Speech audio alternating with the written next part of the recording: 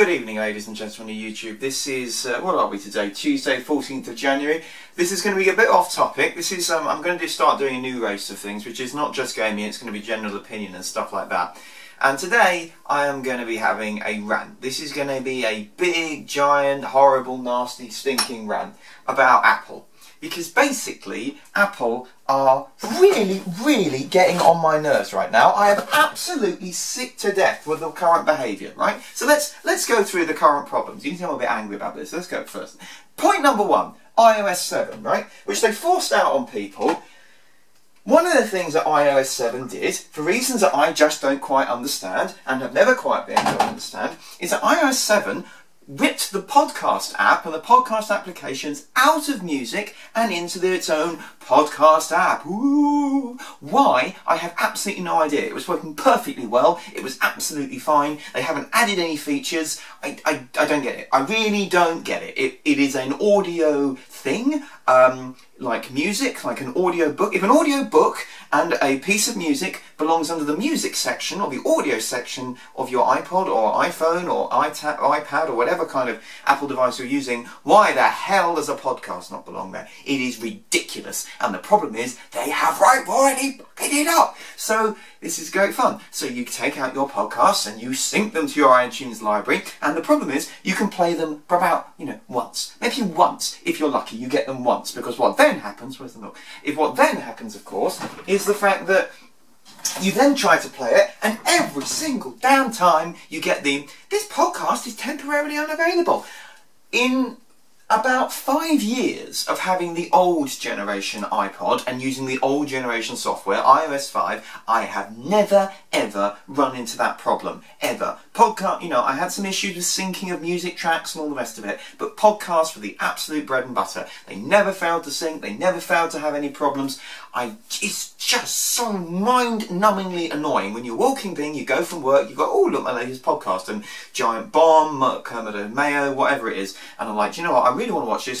Listen to this even, it's great, I really like it, it's great to walk to work to or listen to on the train. Can I? No. Hell no. I just get the usual, this resource is temporarily unavailable. Yeah, because you did up. It's so stupid. It's just so aggravating. They had something that worked. It worked perfectly well. There was no customer demand for this. There was no customer demand whatsoever to totally screw up the functionality of the podcast by ripping it out into its own separate component. Why that? What did they? What is that? I don't get it. It doesn't add anything. It's not. You just have another app. I don't get it. They haven't added an audiobook app, have they? It's flipping stupid. And it doesn't work. It doesn't sync properly. It keeps blooming unsubscribing itself from podcasts. And then, like I said, half the bloody time, you can't play the thing anyway. You then have to scrape it off. Assuming, of course, you're in an internet area, you have to scrape the damn thing off, delete it, and re-download the same podcast. And, of course, the moment it then resyncs with the Mac, it will then be back to exactly square one. It's stupid. It's so stupid, and I hate it, because I really like listening to podcasts. I find it very enjoyable, listening to the LSE or listening to Giant Bomb or gaming. It doesn't matter. The point is, they took a perfectly, if it's not broke, don't fix it, right? Apple used to be known, the Steve Jobs Apple used to be known for streamlined content and for doing things that were simple and made sense. And recently, they have just been screwing up in so many ways. And let's have another look. So you might know we're now on Mavericks, which I haven't touched. This is moving away from the gash that is iOS 7, which came out. Sure looks terrible. Moving away from that car crash, which still crashes on me and freezes up and all the rest of it. Oh, and another bug which I found, I don't know if anybody else is having this problem, on the new iPods, the iOS 7, if you tap the top of it, it skips tracks, or it brings up the subtitle screen, or it does all manner of crap which it manages to do. It does on YouTube as well. If you're on max volume and you click the side thing, it will flip to the next video. Why? It's a clear problem with the operating system. That's an input that's being caught by an event handler that is then being passed on to something which is listening for a different type of event. It's clearly broken. It shouldn't be doing that, and it's doing it lots of things. But anyway, let's move on to from the small to the big. So let's have a look at Mac itself, at Mac Book Pro and blah blah blah blah blah. So I am currently now running Mountain Lion. which I had to try and install twice, because the first time it bricked my system. And of course the great thing about Apple's new download and install is the fact that you are trying to install from the same disk, and in many cases people were finding that Mountain Lion and Lion were bricking their systems and were giving them that wonderful message to say, this disk can't be repaired. Well, how do you repair the disk? Click here to repair the disk. Oh, what the disk are trying to boot from as well. Because you don't have a CD or a USB or anything else, because nobody at Apple, a company of hundreds of billions of dollars, almost trillions of dollars a year in terms of general value and staff value and all the rest of it, didn't actually think that that might be a problem for some users. Great. And now we move on to the modern problem. Apple's basic attempt to force everybody onto software they don't actually want. Oh, and by the way, iMovie. iMovie, which I believe was included free with Snow Leopard and Leopard. I think that's right. If that's wrong, put it in the comments and say, hey mate, you're talking out of your ass on that one. No. But I think that was the case, which they realised it was too good, they ripped it out, and now they charge you for it. And here's the thing, they've just updated to iMovie 10, right? Which is not compatible with Mountain Lion. Okay, so I now have to upgrade and run the risk again of Maverick's bricking my system, which I'm currently in the process of backing up because I dare not again. It did it once. Because Apple have basically started releasing products which are not backwards compatible. No one does this. Okay? Nobody else does this. My dad was talking to me about the fact that he came over the weekend, he was talking about the iMac. He wanted to get the latest version of iWork, so iWorks 09 or whatever it is, right? Big problem, but he couldn't get that because he upgraded to Mavericks, and Mavericks requires iWorks, 10 or whatever. He then tried to open a file, a Pages file, and it said, sorry, this requires an i09 at most.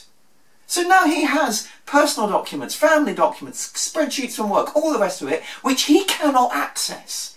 Where the hell is the backwards compatibility? And more to the point, why is that not built in?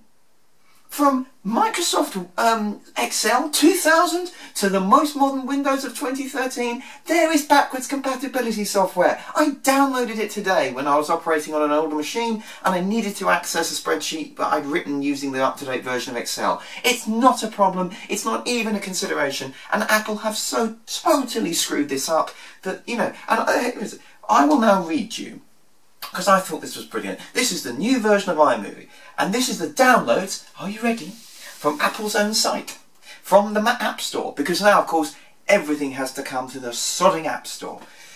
So let's find out. Current version, version 10, available for you for £10, or £10 49p, which I don't quite understand. What's new in 10.01? Arrives, allows iMovie to be installed, yes. Addresses reliability issues. Surprise. No, but let's read the comments.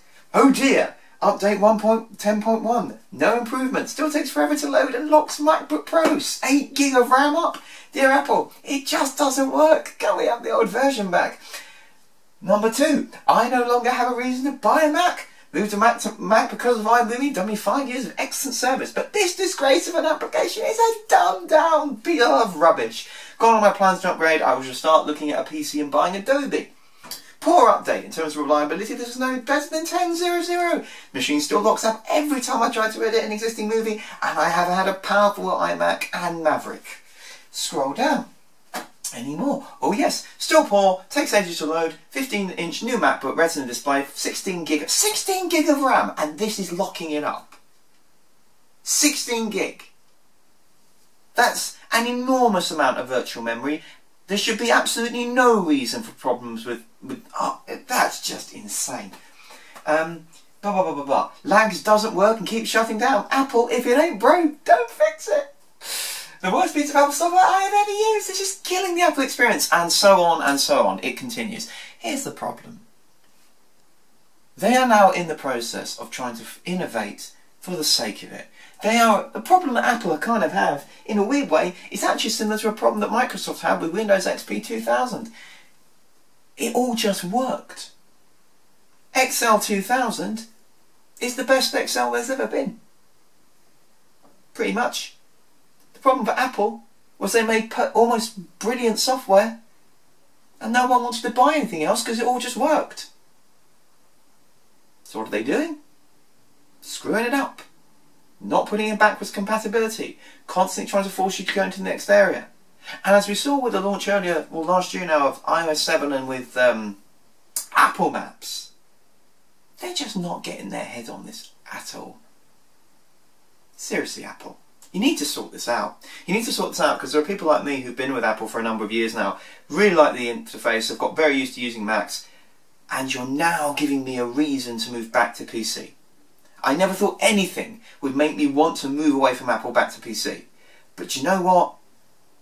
The podcast problem, the iMovie problem, your stupid situation that you now have in relation to updating your system software where it can then destroy everything because you're trying to boot from the same drive, which is really clever, rather than downloading and offering you the option to upgrade to a USB or a disc. Here's a thing, use a disc, you morons. But anyway, you actually give me a reason to move back to a PC, and that should never happen. With all the problems of Microsoft, this shouldn't be happening, but you're screwing up. Sort it out. Fix your crap. Because I am getting really close to my last straw.